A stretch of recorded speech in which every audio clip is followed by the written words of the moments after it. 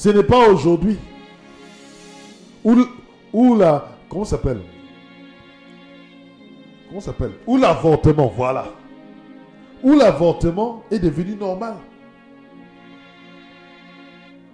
Non, bien-aimé, quand Dieu te donne des enfants, garde tes enfants.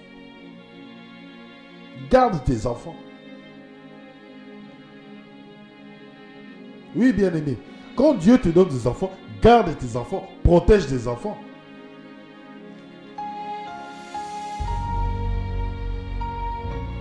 Elle a dit, je préfère voir l'enfant vivant chez une autre maman qui n'est pas sa mère, mais au moins je peux le voir grandir.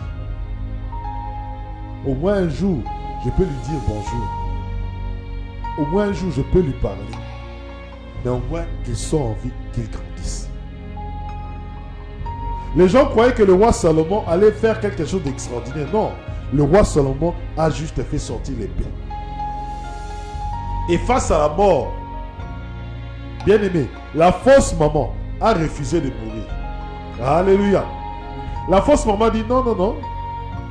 Je ne peux pas vouloir mourir pour cet enfant. Cet enfant ne m'appartient pas.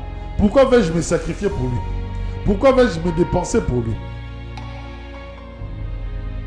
Bien aimé, l'amour est tout d'abord un sacrifice.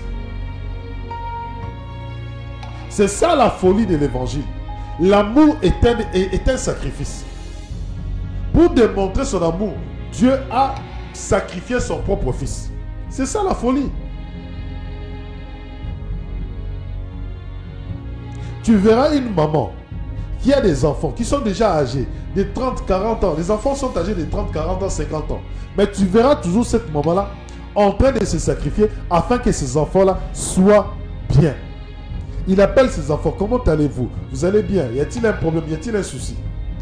Quand ces enfants vont lui dire, lui dire à cette maman, dire à ce papa, de lui dire certains problèmes qu'ils rencontrent, tu vois le père ou la maman donner des solutions. Et malgré qu'ils donnent des solutions, ces mêmes parents, ils vont encore continuer à prier pour leurs enfants. Alléluia. Tu verras une maman de 80 ans aller dans un coin dans sa chambre, prendre 5-10 minutes, prier pour ses enfants.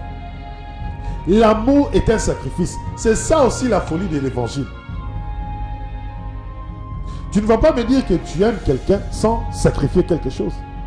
Alléluia. Bien aimé, n'est-ce pas ça?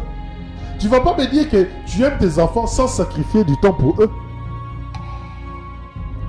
Tu ne vas pas me dire que tu aimes une personne, tu aimes un homme ou une femme sans sacrifier ton temps pour lui.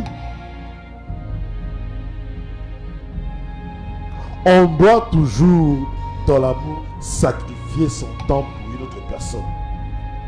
Sacrifier son énergie. Au lieu de sacrifier ton énergie pour toi-même, sacrifie ton temps pour les autres. Dépenser ton énergie pour l'autre. Alléluia.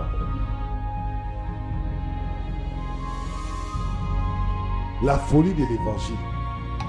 Dieu a sacrifié son propre fils. Les gens diront, mais pourquoi a-t-il sacrifié son propre fils? Il aurait pu tout simplement nous sauver tous directement. Il aurait pu tout simplement tuer le diable et ça serait fini.